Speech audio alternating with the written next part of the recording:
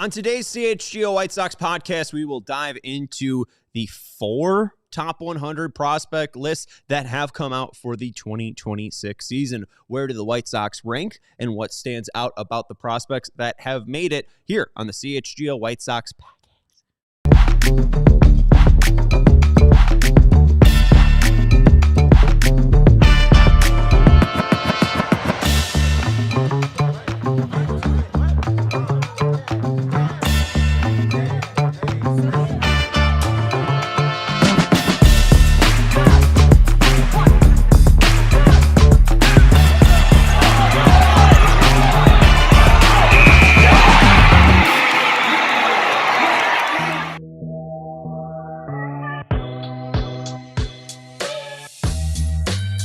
Welcome into the CHGO White Sox podcast, coming to you live from Studio West in our West Loop studios here in the downtown of Chicago. I'm a Studio B. I'm your host, Sean Anderson. Alongside me, Sarah, who is currently being harassed by Devin. So we won't hear Sarah say hi. Hit that thumbs up button. Make sure you subscribe to the CHGO. Go Sox. Go Sox.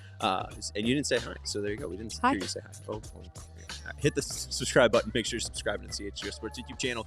Make sure you are hitting that thumbs up button. And if you do have any thoughts, hit us up in the comment section. If you want to become a CHGO diehard, you can join our diehard Discord. And if you do have any questions there, you can always at Sean and ask me questions. Shoot away. On today's show, we'll be talking about the several top 100 prospect lists that have been released. ESPN released theirs today. The Athletic released theirs yesterday, and I was unaware of it. So shout out to Brett, who works over at Sox on 35th, for letting me know about Keith Laws.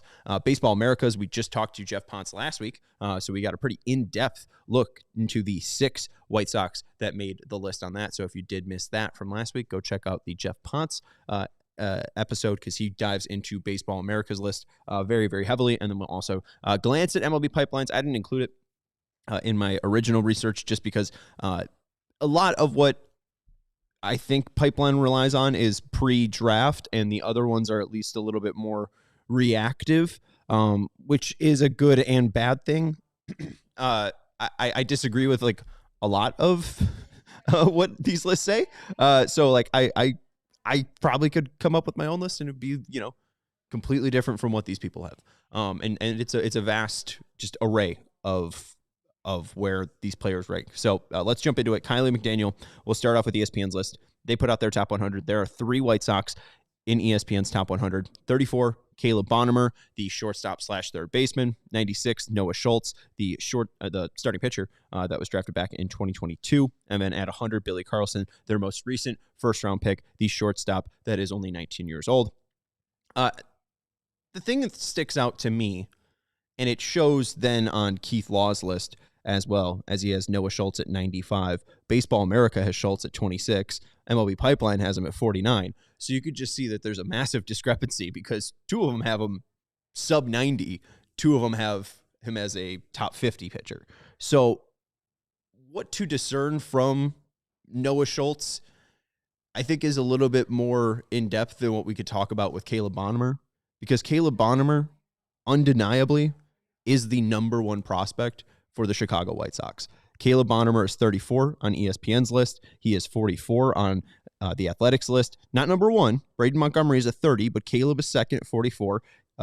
Baseball America has him at second as well, 27, 1 spot behind Noah Schultz. And then MLB Pipeline does have Caleb technically as the 3rd prospect for the White Sox, behind Braden Montgomery and behind Noah Schultz. But I think with him being at 61, 27, 44, and 34, you can ultimately call Caleb Bonemer the number 1 prospect in the White Sox organization. And it's undeniable, I think, at this point, with Schultz having the concerns, with him not showing a certain level of dominance that should be expected from a number 1 pick. And he hasn't been poor in any sense. The ERA is a little bit inflated from 2025 in AAA, but for the most part, he handled AA fairly well. But there still wasn't, there's not a dominant Noah Schultz start where you're like, wow, he went out there 6 innings and struck out 12, where you feel like he probably could have when he was first drafted. You hear about that slider. Noah's, I think, ceiling is being lowered, which is a little bit concerning, but with Bonemer, and Jeff Ponce laid this out last week when we had him on, feels like the ceiling is the roof. It feels like, this is a meteoric rise for Caleb Bonemer. Jeff Ponce even laid out that he thinks by the end of the year that this could be a top 10 prospect in all of baseball. It is fairly undeniable that the White Sox have a very good problem that's developing. I'm not as high on Billy Carlson as other organizations and outlets are. I'm not even an organization or an outlet. I'm a guy. However, even my lower opinion on Carlson, you see the emergence of Colson Montgomery last year. Obviously, they hit rock bottom and have the number 1 overall pick and likely will take Cholowski 1-1, the shortstop. Bonemer, while I do believe that Kylie McDaniel wrote that he's likely to play third base, this is still a middle of the infield potential player, or at least left side of the infield potential. And then with Carlson, that's another player that is likely destined to be a shortstop. What surprised me mostly about last year was Colson's ability to play shortstop at an above average level, to the point where I'm, when I hear people, I forget who exactly mentioned, that Rock could just immediately be the White Sox shortstop and Colson Montgomery would have to go over to third base right away. Like, I did hem and haw of that because, like, you could just put Rock at second. You could put Rock at third. If you do have Colson Montgomery with this type of power, and he does approach 30 to 35 this year while playing shortstop for the entirety of the year, you're going to move away from that? Like, in baseball history, you are typically looking for a player that could have that type of power at that important of a position and play above average there. I really am interested in what Colson Montgomery is going to do because it will define the positions of these players. I think it's likely that Colson Montgomery will slide off of shortstop at some position at some point, and Cholowski will be the shortstop of the future for the White Sox. With Bonemer likely being a third baseman, does that mean you ask Colson to slide over to first base? Does Colson pick up a left fielder's mitt when Andrew Benintendi's contract fully comes up? I think it's really going to be a difficult situation if they do have to enter 2027 with Colson Montgomery coming off, and this is obviously best case scenario, a 35 homer season. Let's say like a 120 weighted runs created plus around there while playing an above average defense at shortstop. I don't care if Cholowski's 1-1. I mean, Colson was a former top 10 prospect in baseball. I kind of have to see the 6'4", 35 homer shortstop, see if he can join Ernie Banks and Alex Rodriguez as the only shortstops to hit 40 plus homers. I mean, you could even look at, the Yankees and was A-Rod not the best shortstop on that team? I know part of it was steroids, but I mean, Jeter played shortstop because he was Jeter. He wasn't the more talented player though. And A-Rod, he easily slid over to third base. But when you have Bonemer possibly being that potential guy at third base, you have Cholowski possibly being that shortstop as well. Maybe if Carlson is as good as they say they are, maybe Cholowski ends up being a second baseman, and then Carlson's your future shortstop, and it's mostly figuring out a spot for Colson. But then again, it is a good problem, as Chicago Hitman says. I do wonder what that has, what effect that has. If Colson comes out and shows power and is fine at shortstop, it's going to be very easy to move on from him at shortstop. But they do have very good problems developing. And that's why when I see Billy Carlson being a top 100 prospect, according to ESPN, at 100, Billy Carlson being 66th on Keith Law's list, Billy Carlson being 92nd on Baseball America's list, Billy Carlson being 73rd on MLB Pipeline's list, got a question if we could trade Billy Carlson. I mean, I've had a nice starting pitcher. Hey, we traded a really decent pitcher in Garrett Crochet for some prospects. Maybe Billy Carlson can be traded for a decent pitcher. I obviously don't think they need a catcher at this moment. That's a really strong position for them. But I do wonder, with the glut of talent the White Sox currently have, or possibly could have with the potential addition of Cholowski, what happens to the middle infield. I wouldn't hate Colson being the shortstop, Bonemer being the third baseman, Chalowski being the second baseman, and then Carlson is dealt. But that also, again, depends on if Colson Montgomery is able to stick there at shortstop. Again, Colson Montgomery, when we were talking about top 100 prospects last year, Colson Montgomery wasn't a top 100 prospect on Keith Law's athletic list. And we had Keith on, and he talked about Colson's back issues, and those back issues flared up in spring training to not allow him to win that starting job over Jacob Amaya. Then we saw probably the greatest 71 games that we've ever seen for a White Sox career, or at least to start off, with what Colson did from July to the end of the year with his 23 homers. I also, Abreu probably had a better 71-year start to his career. So a little unfair, though, because one's an international free agent. One's a rookie. I think also Abreu, as his rookie year, was like 27. Neither here nor there. Sean bringing up that I'm saying bye to Sosa and Vargas. I mean, these are really, if Colson's not good at shortstop, he's not done as a White Sox. I mean, Lenyn Sosa might not be on the opening day roster. Vargas specifically, like if Vargas doesn't look good at third base, maybe they push him over to first base. But with Angel Acuna having no options, with Vargas having no options, with Sosa having no options, at some point they're going to have to make a decision on Vargas, and that could come within the 162. Again, if he shows out decently hitting-wise, not decently third base-wise, maybe then they flip Vargas over to first base because Munetaka Murakami's there. But yeah, maybe they try Vargas out in left field. Like maybe he's the right-handed DH to Benintendi. I'm not sure. And Hitman bringing up Carlson is so far away; it should work itself out. Absolutely. I'm just saying, I think that this is a very exciting thing because it does seem like Bonemer is not just a second-round pop shot. Let's see if this is a guy that we could sign for low bonus and then try to work him into, see what he can do. Like, he's already hit. He already had a fantastic 2025. It now seems like Caleb Bonemer will likely, maybe within the next 2 years, be on the Chicago White Sox. And we're just talking about, I haven't been able to talk about team dynamics, roster dynamics, lineup dynamics for a while. It's just good. It's been Vinny Capra and Jacob Amaya at shortstop. We've really been able to do nothing about it. This is a good problem. And I'm not like presenting this as like a negative thing. It is, I'm just giddy. Like Caleb Bonemer's got an above average hit and power combo. That sounds good for third base. If he's athletic enough, like maybe he could just be a bad or average second baseman. And if he's, bringing power, oh well, like I'm not against it. It's again, just, it does feel like they hit on something. And that's more what I'm saying. And that's what I'm trying to say. And that was the title of the podcast. So maybe that's what I should maybe rally and get to the point here. I do think Caleb Bonemer is the next breakout star. It just reeks when you see Kylie having him at 34, Keith Law having him as a top 50 prospect. It's kind of why I'm still a little iffy on Pipeline, because Pipeline has him outside the top 60.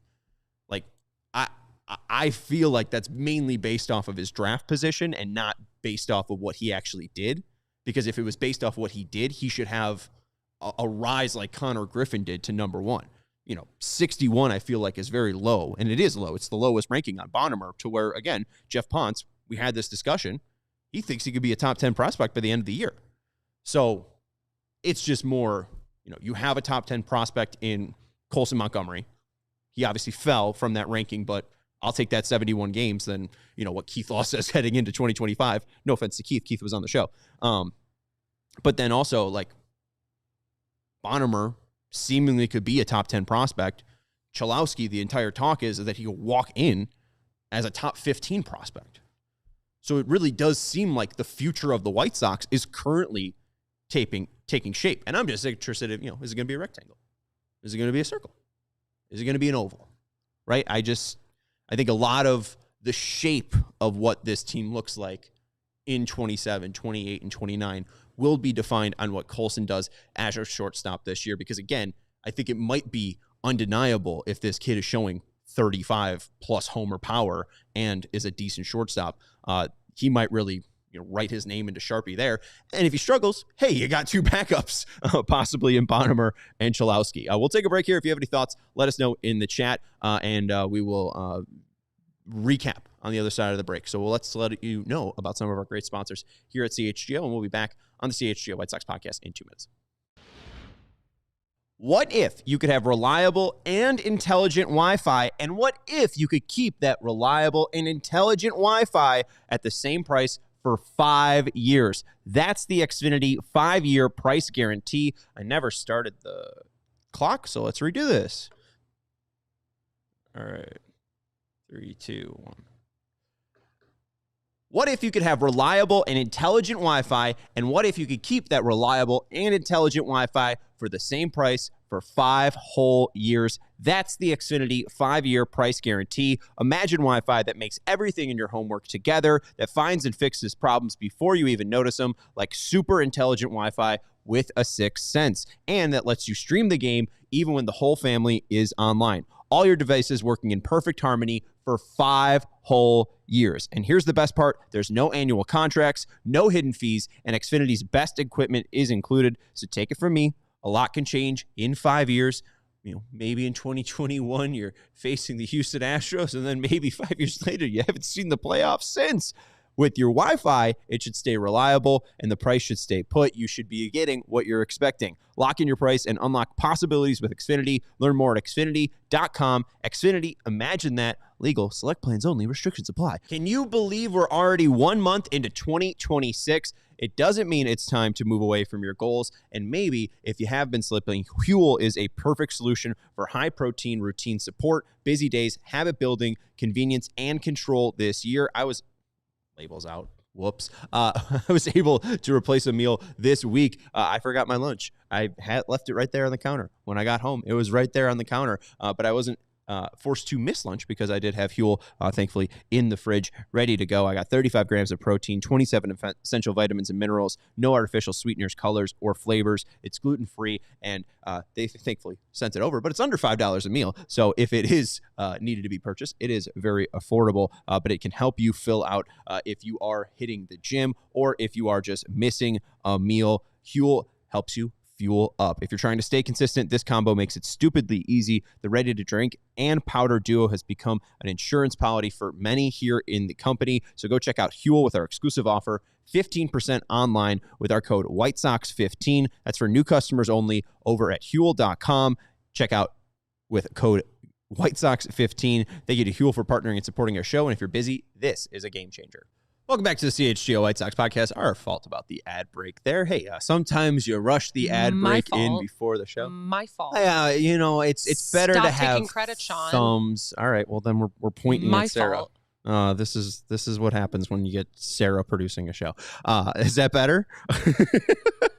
All right. Welcome back to the CHGO White Sox Podcast. Appreciate everyone hanging out with us in the chat, whether it's Sam commenting, KJ Russ, Chicago Hitman Ryan. Appreciate your thoughts. If you do have any thoughts, let us know in the chat. We'll be following it throughout the show. Hit that thumbs up button and make sure you're subscribing to the CHGO Sports YouTube channel.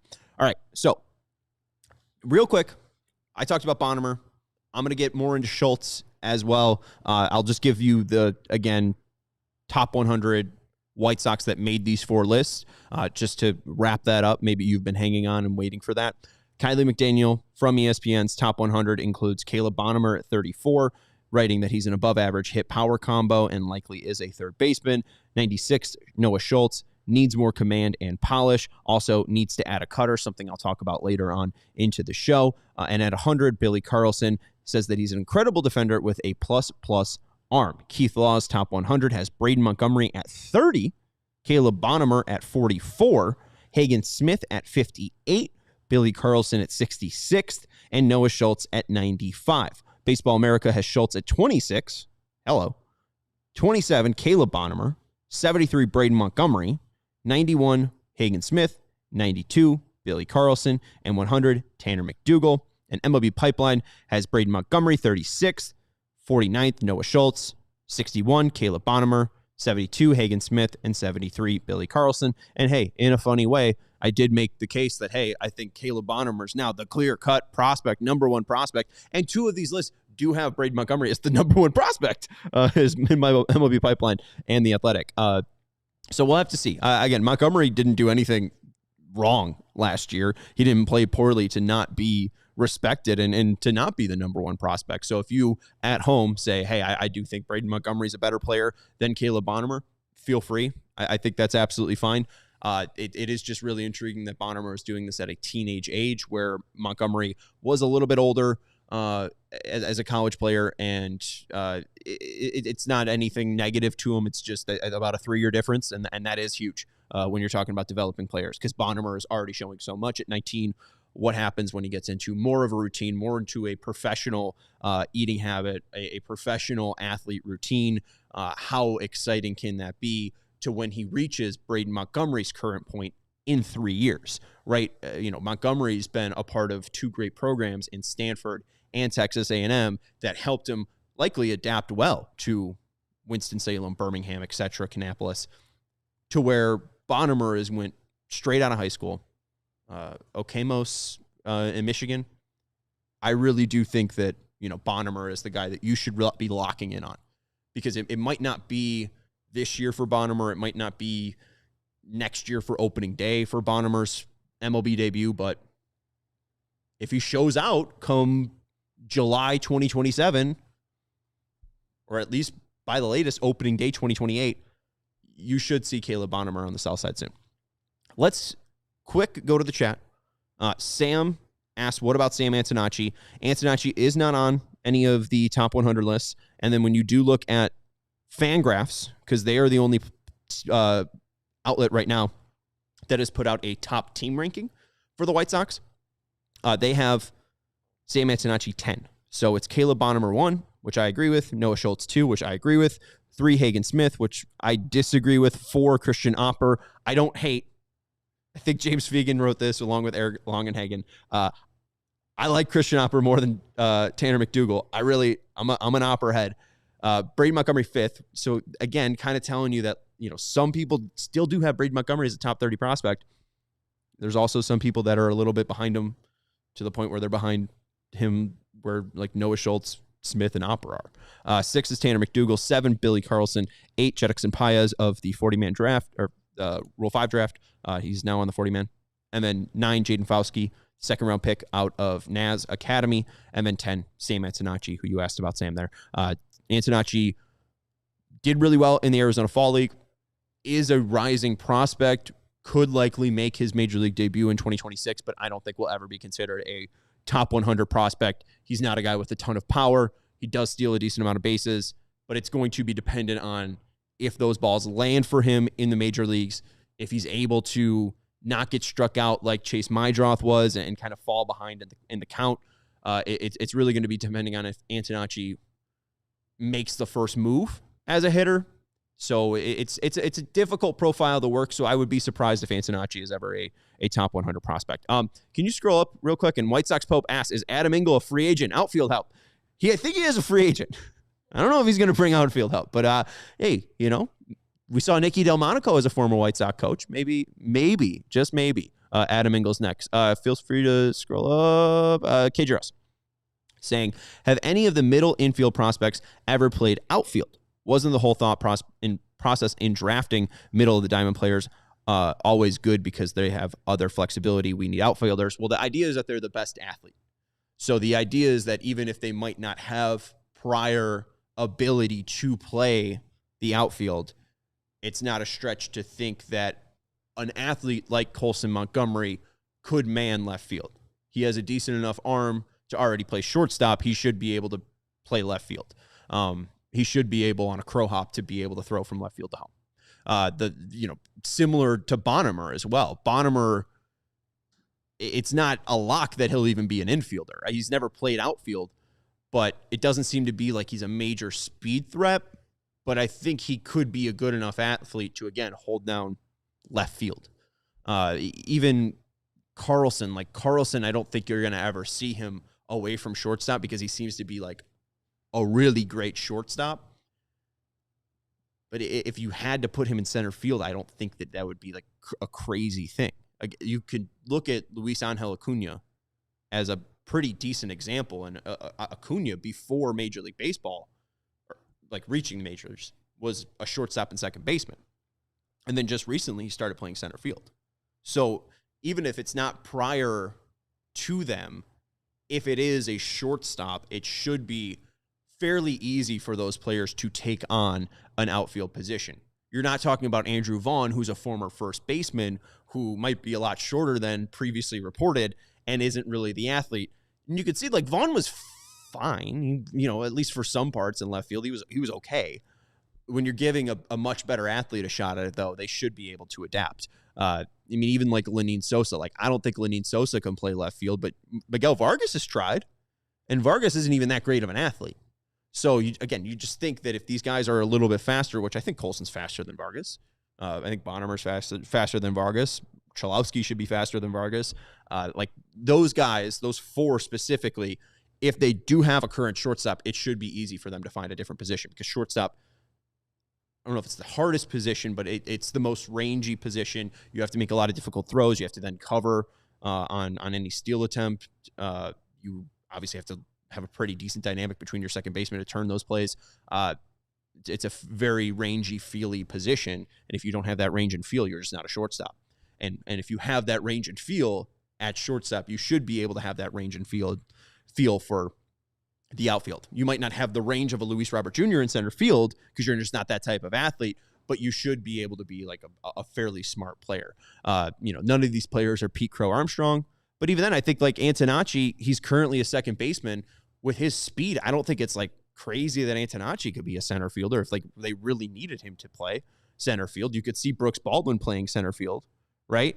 So I think it's possible. Ryan brings up Ian Happ. If Ian Happ can go from second base to left field and make it work, then I think he's saying anything can happen. You can have an athletic shortstop play a corner outfield position. There is no current outfielder in the top 10 outside of Fauske. Fauske currently is a left fielder, and he's currently there because the idea is that player will get bigger and that player will get slower, and then that player will become a corner outfielder. He's a catcher / outfielder, and the idea is that he'll likely not catch, then making his future position left field. So we'll see. I'm not too concerned about the outfield thing because at the end of the day, I know signing players is typically not the MO of this team, but if they have a shortstop and third baseman and second baseman, and hey, let's just play into the fantasy. Munetaka Murakami is re-signed for 5 more years. Woohoo, right? And Teal's your catcher. It's not absurd to then think that they could spend on a free agent outfielder. So I do think that if this team is now going to line up to spend at some point in 28, 29, 30, it could be on a potential outfielder. There isn't a for sure set outfielder in this organization right now, so that could be a future spend position. All right, where are we at ad-wise? Let's take an ad break here, then we'll jump into some Noah Schultz stuff, and then we will jump into some Montgomery thoughts and some Montgomery thoughts. We'll get back here with some Noah Schultz here on the CHGO White Sox Podcast. We want to let you know about our friends over at Ray Chevrolet. They're ringing in the new year over in Fox Lake with hot deals all month long during their Ray Resolution sales event. Stop in today and drive home with 0% financing for 72 months plus no payments until spring on all new Chevrolet models, or check out their selection of over 125 vehicles priced under $20,000. With one of Chicagoland's largest Chevy inventories, you'll be sure to find the perfect vehicle for you. And as one of the top selling Chevy dealers in the Midwest, they're able to keep their prices competitive, so you'll know you'll get a great deal. With Ray's Price Promise, you can shop confidently because the price you see is the price you pay. The price you see online is the price you pay. The price you see on the car in the lot is the price you pay. Don't miss out at their convenient location on Route 12 in Fox Lake. Shop Ray Chevrolet in Fox Lake or at raychevrolet.com. They've been serving the community since 1963. Together, let's drive. We also want to let you know about our friends over at Four Seasons. For all the right reasons, call 866-4-SEASONS. I don't think I can hit the notes today. I'm not really bringing it on the singing today. But winter is here. Winter is bringing it. It's been, I think, sub-zero temperatures throughout this week. And you have to ask yourself, is your home's heating up for the challenge? If not, now is the time to schedule your Four Seasons furnace tune-up Thinking about a whole home generator, we have you covered. At Four Seasons, they guarantee same-day installation for all your heating, cooling, plumbing, electrical, and generator needs with no extra charges for nights, weekends, or holidays. So check out our friends over at Four Seasons Heating, Air Conditioning, Plumbing, and Electric. They've been serving Chicagoland for over 50 years. Sponsored by our friends over at Four Seasons, your trusted local experts for heating, air conditioning, plumbing, electric, and generators. Visit fourseasonsheatingcooling.com for all their special offers and money-saving coupons. That's fourseasonsheatingcooling.com. Welcome back to the CHGO White Sox Podcast. Hit that thumbs up button if you haven't already. Make sure you're subscribing to the CHGO Sports YouTube channel. And Sean bringing up in the chat, we're stuck with Benintendi, so keeping the outfield in the Wild West right now is fine. Did you make that groan on camera? To make sure I did that, not. Yeah, it's a lot better when we complain about Andrew Benintendi out Anytime loud. you say that name, I'm like, ugh. Yeah, perfect. You did it again. The only good thing he ever did was the elf bobblehead that's behind you. Over there. It's a beautiful, beautiful bobblehead. We talked about it. It's sitting on the he's on the top shelf. Okay, yeah. We had an episode about right next to that Hawks goalie mask is there. But yeah, lots of burn and churn in the outfield. We'll see what these current crop of kind of waiver claims can do. I'm not expecting anything. If anything, I think Kelenic could be the best of the bunch. But that also, I mean, he's gotten several shots at Major League Baseball. Maybe now is the shot, but we'll have to see with Kelenic. I do think he's a smart enough player to make it work. So we'll see. But yeah, a lot of burn and churn currently with the outfield. And then Southside Jeff T asking about the World Baseball Classic. Before I could just talk forever about Noah Schultz, let's update you quickly on the World Baseball Classic. White Sox players that are set to compete in the World Baseball Classic. Kyle Teal announced that he will be playing with Team Italy. So Kyle Teal will be on Team Italy. Munetaka Murakami obviously will be on Team Japan. You have Curtis Mead playing for Team Australia. Former White Sox, Liam Hendricks, also will be on Team Australia. And the most important of them all, there's one more. Matt Davidson announced that he'll be playing for Team Canada, so legend. He's currently over in Japan right now, in the KBL right now. And then finally, the most important one, I'm not including Brad Keller on this list. He doesn't matter. Alcide Ramirez is scheduled to make his return at 44 to play for Team Cuba. So we'll see how this all develops. But the question specifically, though, was from Jeff. What was it? I wonder how World Baseball Classic might throw off any plans to try new players in any new positions.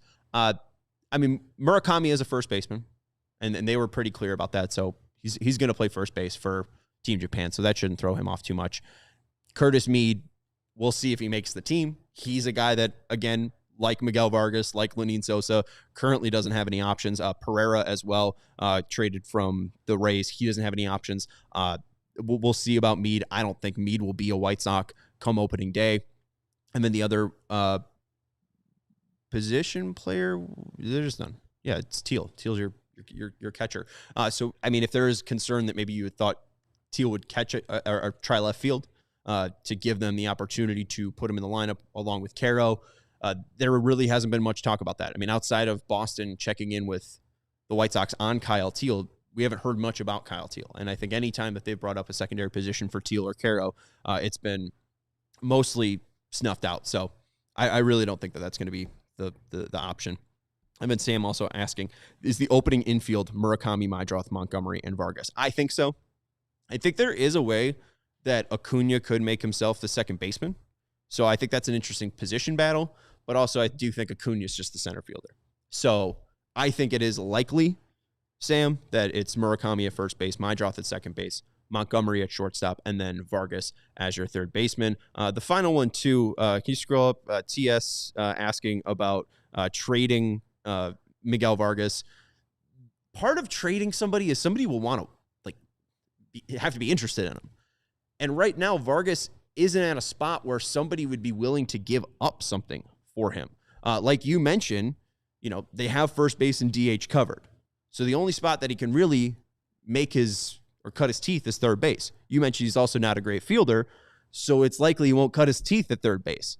So if he's not good enough to be a DH, he's not good enough to be a first baseman, what position does he ultimately have, and what value does he ultimately have? With no options, if he's not able to cut it, and he has a really bad first month, the White Sox likely aren't trading that player. They're likely cutting him because teams understand that he's got nowhere else to go.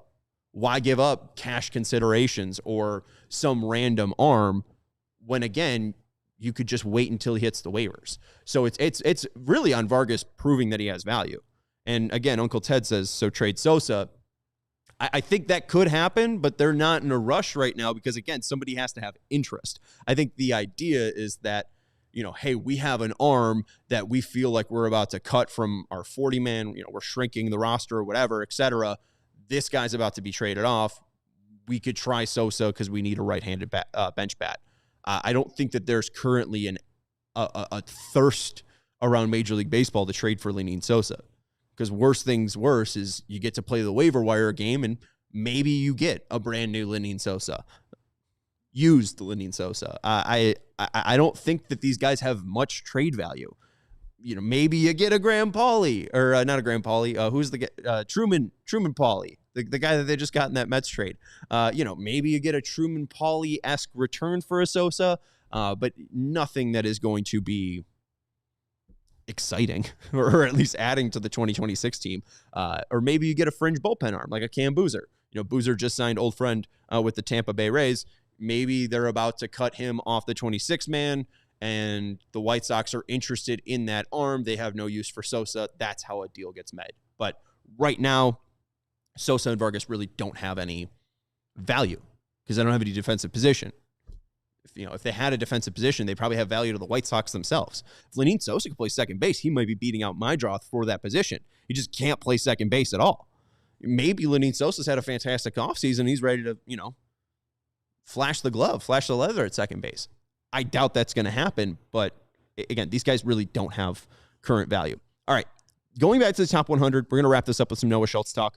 I really do think that there's a large overreaction here from Keith Law and from Kiley McDaniel having Noah Schultz at 96 and 95. Specifically, it was talk from Kiley McDaniel talking about Noah Schultz's cutter, and I do hear where it is coming from. What Kiley mainly wrote was his four-seamer is a nice compliment to have that performs well in limited use. His changeup is below average, so he needs to add a cutter to split the difference between his two primary pitches, the four-seam, the sinker, and the slider, and possibly play the role of the changeup that isn't neutralizing right-handed hitters. There is a wide variance in potential outcomes here, but I think that Schultz will be a big leaguer of consequence in some role. And I think that is the thing, is it's just really unsure of what the role will be for Noah Schultz. Even James in the article for Fangraph says that Schultz is an extreme supinator with a slider that has looked like a 70 grade for much of his professional existence, but efforts to add a cutter as a bridge pitch or command a seam, or for him to command a seams effect changeup, have yet to take hold. You can look back on June 14th, 2025, when Brian Bannister said that starting on the May 24th outing, the White Sox challenged Schultz to pitch without his normal cuttage usage because it is, even though it is a higher strike percent pitch, it was making his biomechanics a little too linear, leading to less late seam effect and more for an overall compressed K percent to B percent ratio compared to 2024. If you want to look at the TJ stats, and we hear you, Jen Dog. If you want to look at the TJ stats, stuff plus from his AAA outings, it's only 16 and a third innings pitched. You could look at the sinker. And it does get, really above average grades, 102 stuff plus, 63 grade.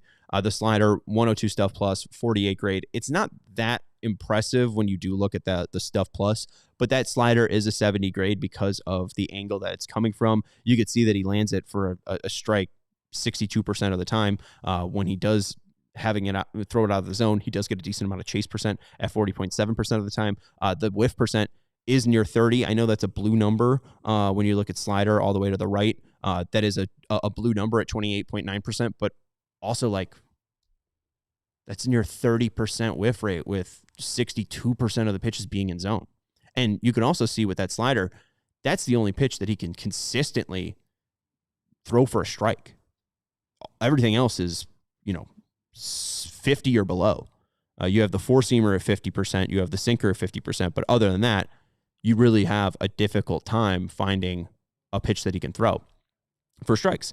The one concern is, again, that changeup. It doesn't get a ton of zone hits doesn't get a ton of chase. When people do swing, it's either 52% swing and miss, or it's a huge expected weighted on base average and you're 500. Like, what truly Noah needs is a pitch. When you look at those pitch breaks graph in the middle, you see that sinker on the far left, you see that changeup right next to it in that orange. Above it, you see that pink four-seamer, and then on the right, you see that green slider and that green curveball. What he needs is likely for that curveball to dip a little bit more, probably to get a little bit more like vertical break. It's fairly neutral right now, to the point where it's more of a sweeper, I feel like. It looks more pitch break wise that it's more seam effect slider things rather than a true curveball. But he needs to figure out something with that cutter.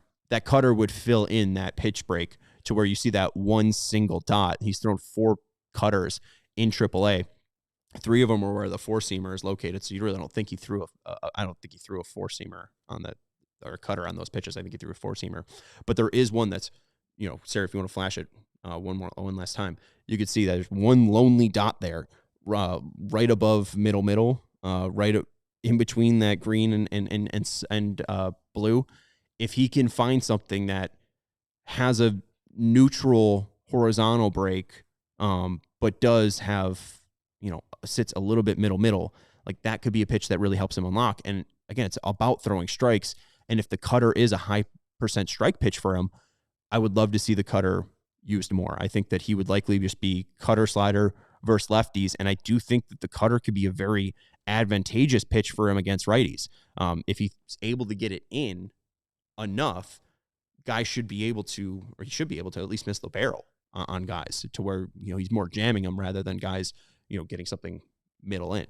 I think that this is a player with great potential. I'm not wavering on his potential. He did deal with some right tendonitis in his knee starting on July 19th and faced that throughout the end of the year.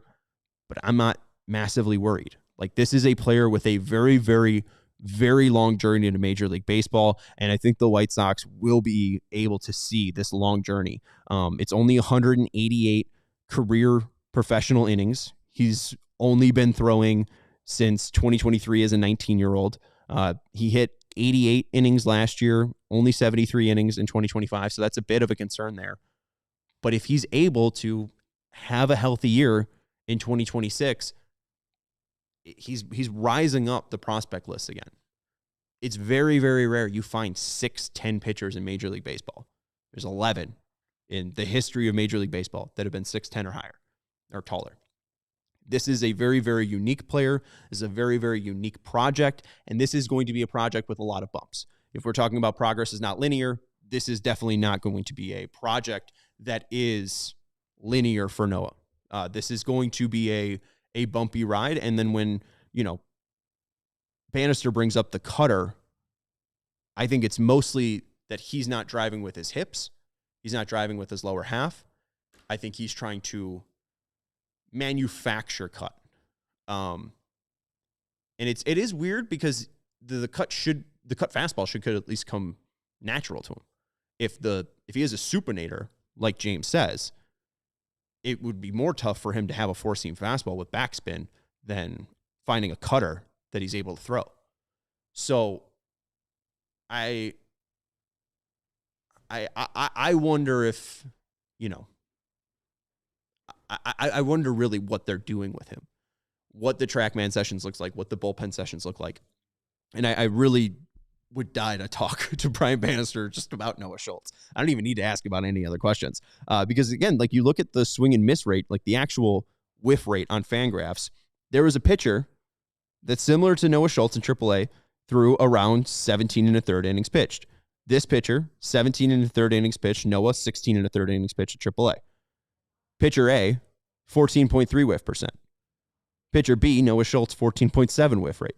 So Schultz in one less inning had a higher whiff percentage, or near whiff percentage.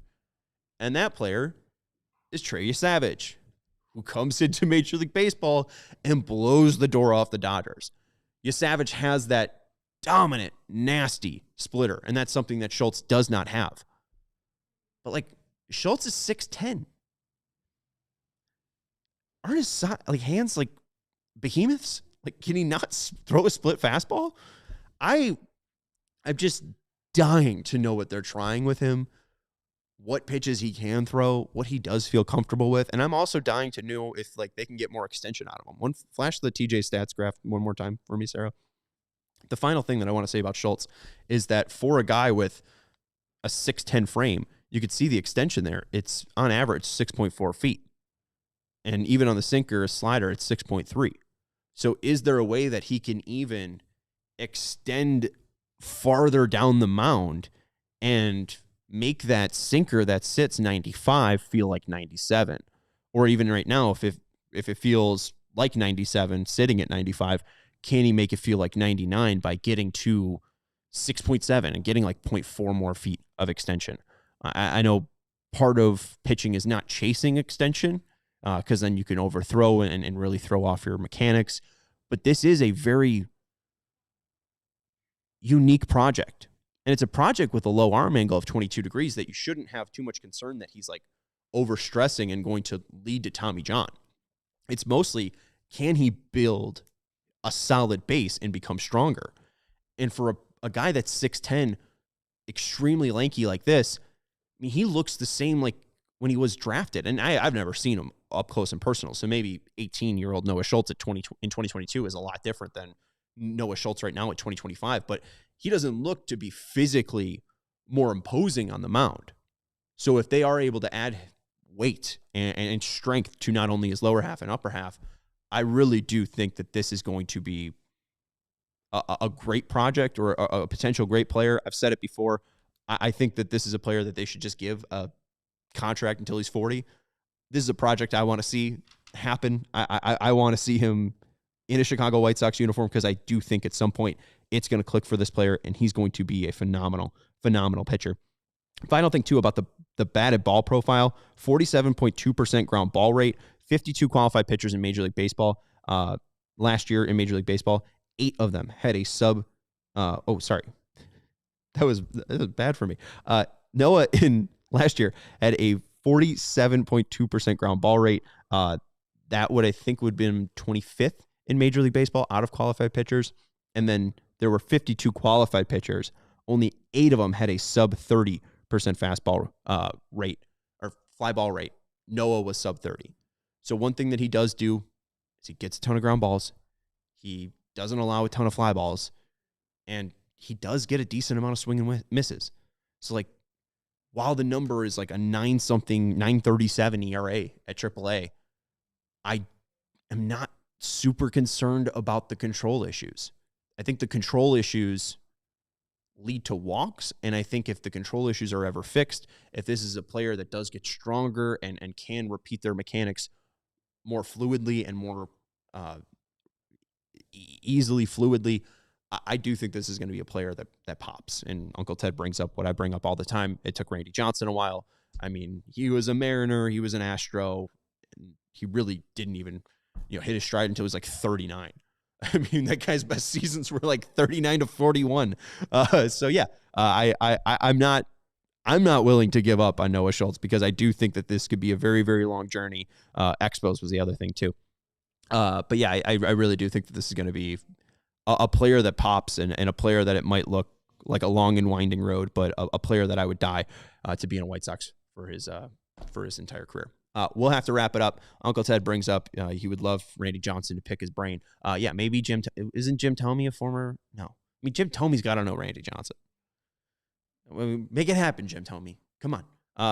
That's going to do it for the CHGO White Sox podcast. We'll be back tomorrow, not cease. Dylan of Future Sox will be joining me, so I won't be talking to myself. Join us at 4:30 tomorrow. Thank you to Sarah for producing the show. We'll be back tomorrow with a chat on prospects with Not Cease from Future Sox. We'll talk to you then. Goodbye.